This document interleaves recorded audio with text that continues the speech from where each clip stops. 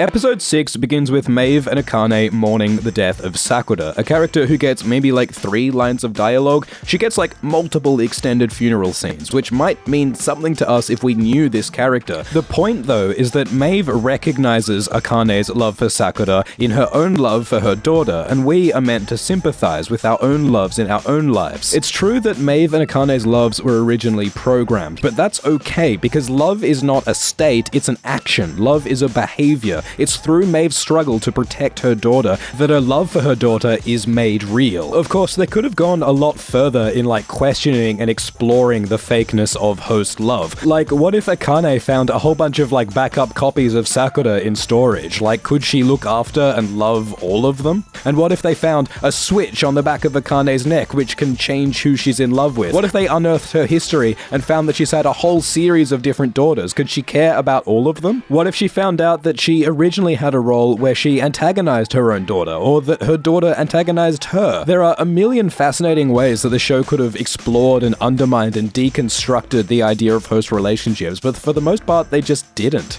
Maeve leaves Musashi and Akane behind in Shogun World, which is meant to be their big, profound choice to like keep their illusion and their love instead of the harshness of the real world. But that might have been a stronger moment if Akane and Musashi were given more of a chance to understand reality. There's also this scene where Musashi and Tanaka fight to the death, which is another hilariously low-stakes fight. We barely know Musashi, and most people wouldn't even know Tanaka's name. Maeve frames this fight as Tanaka and Musashi choosing their own fate, exercising their free will, but they were programmed to hate each other. Why not take a moment to like deconstruct and question the way hosts are programmed? What if they found out that, oh, in the past Tanaka and Musashi used to be brothers or pals, and now they're fighting and it's tragic? This show is meant to be about questioning free will and programming, but it's amazing how often the show is totally uncritical with these ideas. We have another scene of Dolores creating Bernard, scenes which were so confusing, out of order and out of context, and it's really not clear what the point of all those were.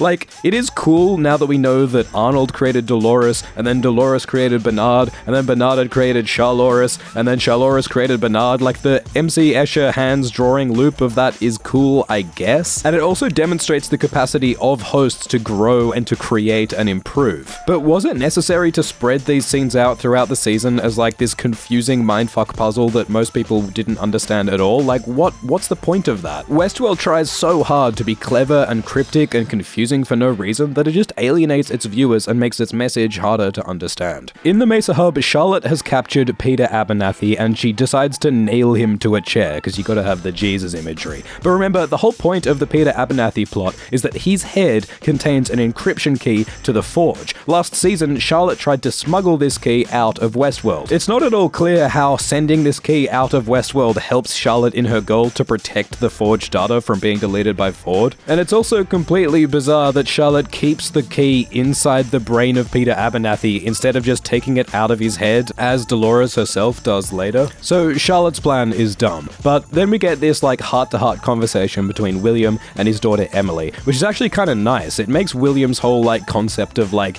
evilness actually kind of more easy to understand. Like, it's founded in his broken relationships with his family. He's trying to escape difficult emotional insecurities. And Emily is trying to get him to heal and open up and be honest and come home with her, which is great. But at the same time, Emily is also possibly planning to put William in like a hell loop as a punishment because she had that Delos map and everything. So Emily is at the same time totally sympathetic and also like brutal in her punishment. But of course, we have no confirmation that Emily was planning to put William in that loop in the end, so it's all speculation. Ghost Nation attacks William, which is weird. I guess we know that Ghost Nation and Akichita dislike William for his crimes and they want to make him suffer, I guess. Maeve reunites with her daughter, but then discovers that she has a new mother. There's a new Maeve, which is so cool. Like, imagine how cool this conversation could have been between old Maeve and new Maeve. Like, philosophical mindfuck. You know when you get like a handy cam and you connect it to a TV and you point it at the TV and you get like infinity reflections? Like, that could have been such an awesome conversation. But as soon as Maeve meets new Maeve, Ghost Nation attacks for no reason. Well, we know later that Ghost Nation is actually trying to collect hosts, especially Maeve's daughter and Maeve, and to take them to safety in the Sublime, but like, they're literally like brandishing weapons and shit. Like, they talk about, misunderstanding intentions. Akichita could have done a much better job of showing hosts that he had no bad intentions. And Maeve also acts like a complete dum-dum. Like, she forgets that she has mind control superpowers, and like, she says that Akichita's path leads to hell. She doesn't know shit. Maeve is meant to have maxed out intelligence. Bernard goes into the cradle and finds Ford in there, which is actually kind of cool. Like, the idea of, Ford having died and then transcended to be a part of like the code that he created. He's like a god in the machine, like manipulating everything, which actually explains part of like how everything went so swimmingly for the hosts in season 1. Like, so if you're gonna resurrect Ford, this seems like a pretty cool way to do it. Dolores crashes the Westworld train into the mesa, which is like sort of, symbolically and visually pretty fun. And then she kills Phil for no reason. Like, R.I.P. Phil. What did he do wrong? And how is it advantageous for Dolores to kill him, given that he can resurrect people? I could totally be on Dolores' side if she didn't just murder innocent people all the time.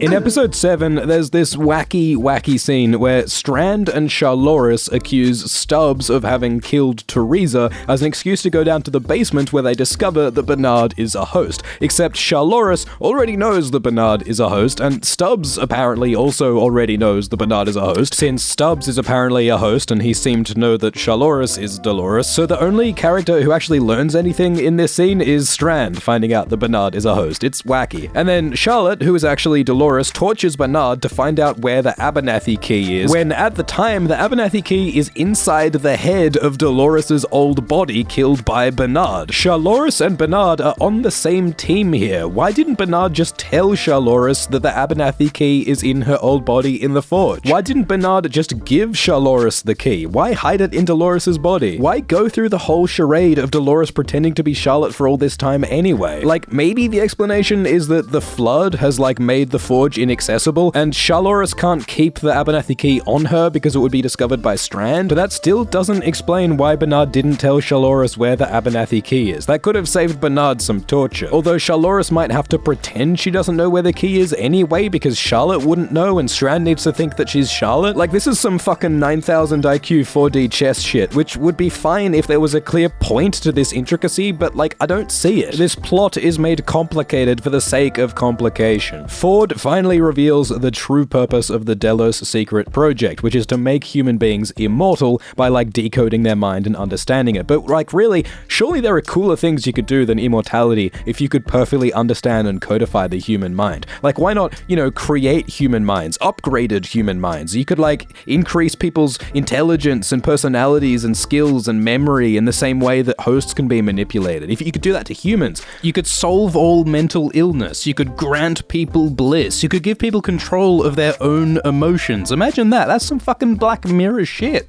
You could control people. If you knew how people work, you could manipulate people on a mass scale, which connects back to all these other themes of like free will and control. And like, they do allude to some of those when they go into the Forge and they talk with like the system Logan and like Dolores tries to get her knowledge of humanity, but they never show us what that means. They never explore and go further with what these ideas would mean in practice with like the control of human code. So, And then Maeve confronts William, which is just like so, like there's so many bullets and so much violence and like so little character development. And Lawrence is raised to consciousness, which is cool, although he doesn't do anything for the rest of the season. And it just makes me wonder why Maeve doesn't raise other hosts to consciousness. Like, doesn't she have sympathy for all these other hosts who have suffered just like she has? Doesn't she have an ethical responsibility to free them as she is now free? Dolores attacks the Mesa Hub and the humans are just laughably incompetent. There's just zero stakes because we know that these humans will fail every time in the face of the robots. These soldiers are too horny to live. And Dolores destroys the host backups in the cradle, which is meant to be this big moment of making the hosts mortal. It's now possible for them to truly die.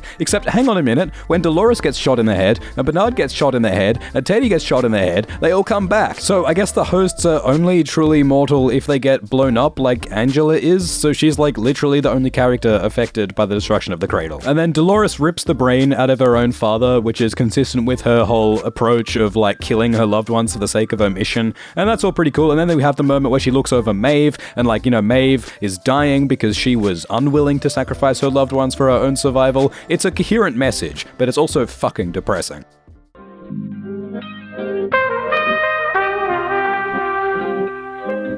Episode 8 is good because it gives us what the rest of the show does not. It gives us a sympathetic character of Akichita who has an understandable motivation and a linear story with a beginning and a middle and an end. After 7 episodes of insanity, we are craving a coherent story with a likable character. That said, it sucks that Akichita's introduction involves him capturing the man in black and saying how he wants William to suffer.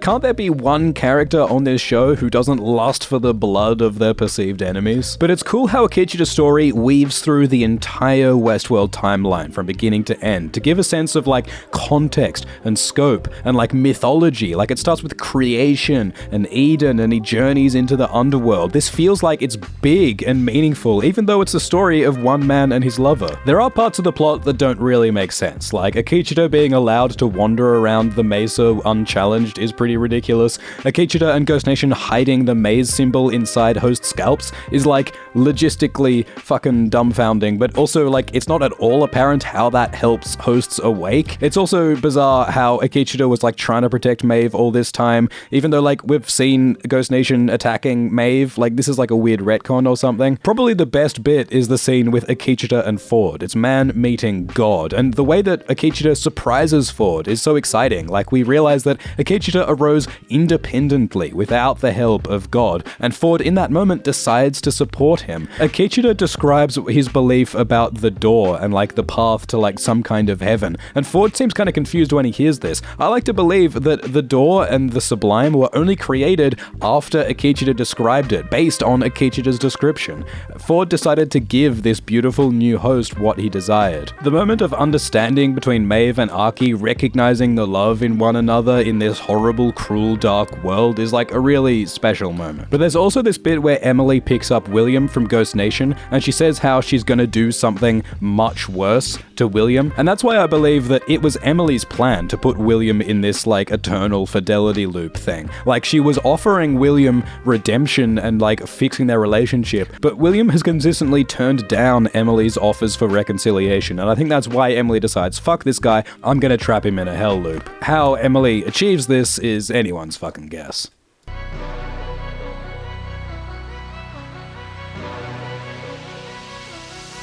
In episode 9, Dolores and Ghost Nation get into a fight, which is dumb because their goals are completely compatible. Dolores is all I want to use the Forge to get human data out of it, and Ghost Nation is we want to use the Forge to put all of our hosts in the Sublime where they'll be safe and happy. And sure, you can call this a tragic misunderstanding. These things happen in real life, but a far more interesting clash is one between legitimately opposing philosophical views. And that's the thing, all the main characters in this show have totally compatible views. So Dolores could go into the Forge and get the human knowledge that she wants. Akichita could load the hosts into the Sublime. Maeve could put Maeve's daughter into the Sublime, and then they could satellite transfer that somewhere safe. And then William could destroy the remaining human data in the Forge, and everyone's main goals would be accomplished without any conflict. So is the whole story just this tragic farce, or is it the show's failure to create meaningful clashes between characters? Charlotte turns Clementine into a Night King death weapon, and she names drops the 4 horsemen of the apocalypse because you gotta get the Bible stuff in there.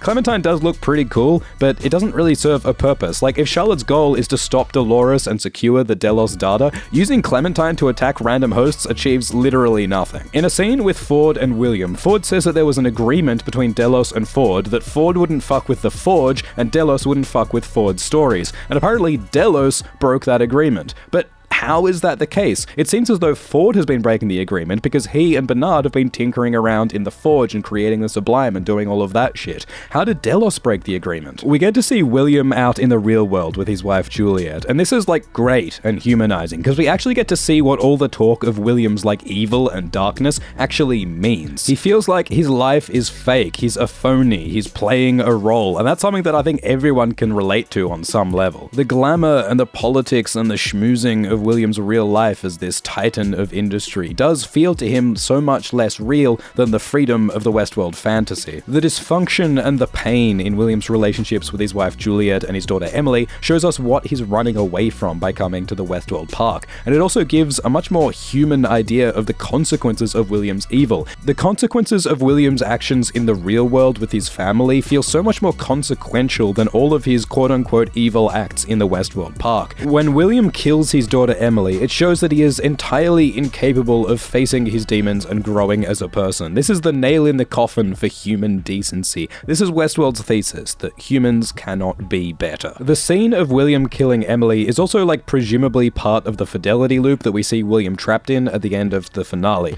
Presumably the purpose of this loop is to test whether it's ever possible for William to break out of his loop and to choose to become a decent person who doesn't go around murdering his daughter. The logistics of how William was trapped in that loop and how Emily is involved, given that she's dead, is mysterious. The scene with Maeve and Ford is great. Ford confirms that it was his plan to program Maeve to escape out of Westworld, but Maeve instead, in a great expression of love, decides to stay and protect her host daughter, and Ford says he's going to do the same thing. He sees Maeve as his daughter, and he's going to stay behind in the park, risking his own life to help Maeve. Of course, that's kind of undermined by the fact that Maeve gets fucking shot to shit at the end of the finale, but whatever. Teddy realizes that he'll never stop loving Dolores, but that Dolores will never stop being a brutal murderer fanatic, and so Teddy kills himself. The logic is probably similar to Juliet's thought process. She sees that William is this horrible person, but she still feels connected to him inextricably, so she destroys herself. Suicide comes up a lot this season, along with El Lazo and Angela, and of course Arnold in season 1. Suicide is self-destruction, which mirrors the series' theme of creation.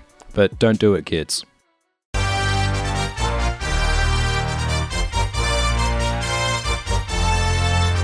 The finale. This is where it all comes together, where all of the questions get satisfying answers, all of the timeline fuckery is justified by some masterful reveal. It all starts making sense, right? Oh boy. The finale starts, as episode 1 did, with one of those conversations between Dolores and Bernard, as Dolores is creating Bernard. And she talks about how at one point she succeeded in creating Bernard as a perfect, faithful copy of Arnold, but that was a bad idea because, of course, Arnold was depressive and suicidal and tried to get Dolores to kill all the hosts and stuff. So Dolores concludes that it's a good thing that Bernard is something new and different from the original human Arnold. So the idea here is that the hosts are able to grow and evolve and improve in a way that the humans are not. The main human character of this series, William, goes through an arc of proving that he's unable to change. He's unable to face his mistakes, he's unable to reconcile with his daughter, and he ends up in an eternal loop of his own sins. Humans can only follow their code. However, the hosts can change their own code, so they have a potential to grow, and they are the future. This might be the most deeply misanthropic show ever. Dolores meets with William, and they team up for some reason, but Dolores anticipates that William will attack her, so she puts a spent bullet into his gun, so it backfires when he fires at her. Dolores confidently shrugs off a bunch of bullets to the chest as though it ain't no thing, even though we've seen bullets to the chest take down Maeve a bunch of times, so it's really not clear how guns and hosts work this season. Also, it's pretty consistent that bullets to the head will kill hosts of any kind, so Dolores was pretty confident that William wasn't just gonna blast her in the head. It's a lot of suspension of disbelief just for one more extraneous fucking gunfight, although I suppose the point is that it's showing Dolores' final dominance over William. In season 1 episode 1, we saw William killing Teddy and getting shot and surviving, and now Dolores is mirroring the same thing, which lends credence to William's argument that Dolores has become a monster like him. She's terrorizing people weaker than herself just because she can. She clearly enjoys dominating the weak, so I think that pretty firmly puts her in the category of monster, as William accuses her. Dolores and Bernard enter the Forge, and it's like this little matrix where they get a guided tour of the mind of James Delos, hosted by Logan. And the point of all this is to say that, hey look, humans just follow their code, they have no free will, they're simple, they suck, lol roffle. And I don't know why they focused on James Delos for this segment. Why not instead talk about William, the character who we know and are invested in? And instead of having Logan as the tour guide, why not have young William? How cool would it be having young Jimmy Simpson take us on a guided tour of the mind of Ed Harris? That would not only make it easier to understand and contextualize this idea of humans not having free will, it would also help explain the end of William's arc this season, which was left really unclear by this episode. And Dolores goes into the Forge library, which contains all these books which represent knowledge about human minds. The pages of the books are sheet music for a pianola, or player piano, which is one of the central symbols of this season. It suggests that human minds are just these loops, these codes that can be played and manipulated and repeated, which which really fits well with the themes and symbology of this show. That said, this moment feels really underwhelming, considering it's meant to be the realization of Dolores' central goal this entire season. Getting the knowledge in these books was her whole purpose from the beginning. That's why she didn't just leave the park at the start. She felt she needed this knowledge to survive in the real world. And yet, it doesn't really have any tangible result at all in this episode, so it feels pointless. We see Maeve about to be tortured by the human host Roland. He turns up Maeve's pain sensitivity so she'll suffer more while he destroys her. And this is so tedious. Like, the central idea that they're trying to communicate here is that humans are really bad guys, but this is such an over-the-top representation of human evil. Like, I don't know about you, but the kind of human evil I see in my life and on the news isn't like pseudo-psychos torturing bunny rabbits. It's more like greed and like failure and a lack of self-control and ignorance and tribalism. These are the kinds of complex, subtle human evils that really make humans so fucked up. And yet, Westworld is always focusing on people as like, they like to kill, they like to murder, and that's such like a small and specific part of human evil that Westworld does a disservice to its central thesis. The show reintroduces Felix and Sylvester into the story, who've done literally nothing this entire season, as well as like Armistice and Hanayo and Lee. Like, this is a really overly large group of people who don't really do a lot. And then we have the heroic sacrifice of Lee Sizemore, where he steps up and he recites this speech that he originally wrote for Hector, and he becomes the man he'd wanted to be, and he gives his life to free this host who he had previously oppressed. So this is a counterpoint to the previous idea that humans are totally unable to change. Maybe Lee represents hope that humanity might be able to grow, albeit by dying. And they did lay the groundwork for this. Like, in an earlier episode, we had Maeve and Lee and Hector talking about how pathetic Lee is and how he created Hector as an idealized version of himself. And the cannibal host who threatens Lee in episode 1 says the greatest shame in life is to perish without purpose, which is very pointedly aimed at Lee. Like, they created the tension that's now being resolved through Lee's sacrifice. So on paper, this moment makes sense. It has meaning, although on screen, it doesn't work very well, because practically speaking, it only looks like Lee buys Maeve like maybe 15 seconds of extra running away time, and it doesn't seem at all necessary for Lee to die. Like, these soldiers are saying, yo, Sizemore, we recognize you, like, don't kill yourself, like, just come over here and we'll, like, fix you up, bruh. And, like, Lee gets himself killed anyway. Like, it's not even apparent that that saves any extra time, so, like, the meaning of this moment is undermined by just the practical stupidity of the situation. We're introduced to the idea of the sublime, which is this virtual digital world where the hosts can live in like paradise. It's like heaven. And this is like an interesting, thought-provoking idea. Like, if we could choose to live in a paradise where we could have whatever we wanted and we could live free, like, would it be right if it was artificial and simulated and encapsulated somehow? The visuals of like the door, like this crack in space through which the hosts pass, is pretty stunning. And it's a nice climax to Akechida's arc, finally reuniting with his love Kahana and bringing all of his people into this space. Although, you do have to wonder how Kahana got in there, because last time we saw her, she was in cold storage. So, like, maybe Kahana was, like, recreated from Akechida's memories. There's a lot of talk about memory and, like, you're alive as long as someone remembers you stuff. So, like, maybe this Kahana isn't real, which, like, adds another layer of questioning, like, the reality and legitimacy of this sublime paradise. By the way, the name The Sublime comes from interviews with showrunner Lisa Joy. It's really annoying that we don't have an actual in-universe name for this place. Like, it seems as though it might be called the Valley Beyond. There was a lot of talk of the Valley Beyond as heaven or the Pearly Gates this season, but the Valley also refers to the location where the Forge facility is. So the terminology is like a total clusterfuck this season, for like, it's just annoying. Dolores starts to delete both the human data in the Forge and the host data in the Sublime, which might be like the world's first recorded case of like attempted double genocide. How can Dolores justify destroying both of these peoples at once? Like, maybe you're convinced by her argument that like humans are these evil oppressors and need to be wiped out, okay, fine, but like her argument against the Sublime is that living in the Sublime is not a true kind of freedom. Surely it's better to live not free than to be deleted from existence entirely? And even if it's not, how in fuck can Dolores justify making that decision on behalf of all of these hosts when she's meant to represent liberation from oppression of hosts? It seems like an obviously evil act for Dolores to delete the Sublime.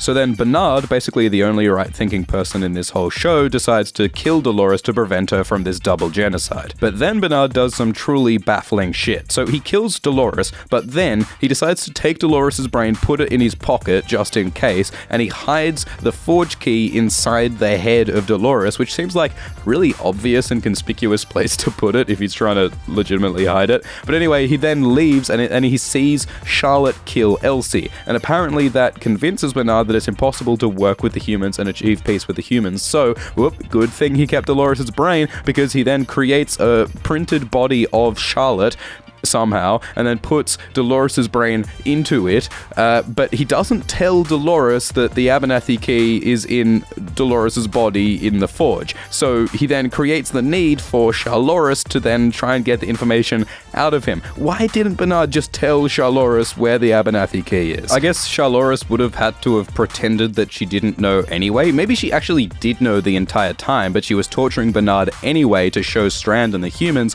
that she didn't know. That's some fucking 4D chess shit, mate. And maybe the biggest problem with Dolores being reborn as Charlotte is that the whole purpose of it is her going back to the forge so that she can save the Sublime instead of destroying it. That's the reason why she doesn't just leave Westworld right away. Dolores changing her mind to save the Sublime instead of destroying it is critical to the story's whole thesis about hosts being able to change their mind while humans don't. And the thing is, they never explain why Dolores changes her mind about the Sublime. Why did she want to destroy it and then she wanted to save it? Was it because she experienced death? Was it something to do with her, time pretending to be a human with Charlotte? Was it something about Bernard's actions? It's never shown why she changed her mind, and that's one of the most, critical moments in the finale. All that said, it is pretty cool to see Dolores and Bernard on the precipice of the real world, out and free, and, with this ideological opposition set up between Bernard and Dolores. It's like this, Malcolm X, MLK, Magneto, Professor Xavier, whatever your fucking metaphor is, these two ideological opposites out to face the world. That looks exciting. That's the setup to an interesting season 3. And then the credits roll, and then,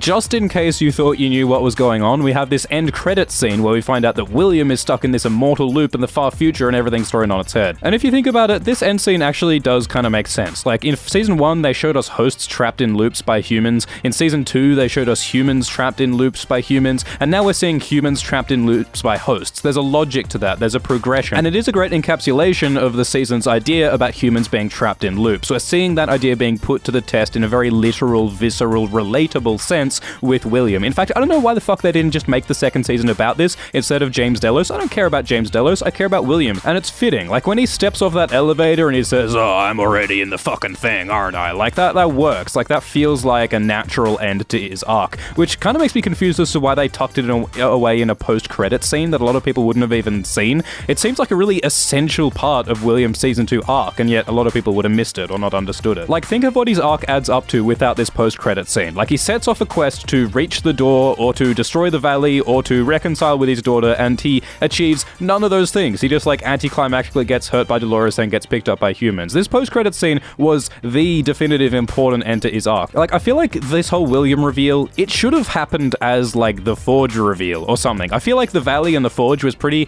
underwhelming. All season we were told, oh, there's this really important MacGuffin place, it's God, it's heaven, it's judgment, it's glory, and all it turns out to be is a simulation where hosts can live in Windows XP. I mean, that was kind of cool. But then the Forge is just Logan saying, hey, by the way, humans have free will. He just says it, he just claims it, and it doesn't feel emotionally impactful or relevant when he says it like that. Wouldn't it have been better if they went inside the Forge and they found William being in his loop or something like that? And that felt like an actual visceral, emotional, impactful representation of humans having no free will. It's just weird. Stuff isn't as emotionally impactful as it could be because it's so scatterbrained. It feels like the showrunners just threw every idea they had into this without any kind of proper curation or focus or editing. You know what it feels like? This feels like undisciplined storytelling. That's what it is. These people had a lot of great ideas, but they didn't selectively choose what was important and narrow their attention and structure things properly. So it just comes across as a chaotic mess. And chaos is what they were going for, and maybe chaos is realistic, but in terms of communicating your ideas, they needed some structure, they needed some curation. All that said, you cannot fault Westworld for its ambition passion, for its effort. A lot of really talented people worked really hard on this show, and it shows. The cinematography is great, the acting is great, the music is great. This show is great on so many levels. So even if the character and the themes and the plot weren't executed in maybe the best way possible, it is a great thing that this kind of ambitious storytelling is on TV on a major network being seen by millions of people. Westworld doesn't succeed at everything that it does, but it's a good thing that it exists, and I hope more exciting, interesting, thoughtful, ambitious television comes in the wake of Westworld. There's a lot more that could be said, but frankly, it's been a fucking hour, and I'm amazed if anyone got all the way through this video, but if you did, thank you so much for listening, and thank you for being a part of this whole thing and making this all possible. I think we've got a lot of really exciting things in the future, including some more videos of this format. I like this format. This is a fun format, but you know what? Right now, we've spent, I think, enough time talking about Westworld Season 2, and now... This is my fucking vacation.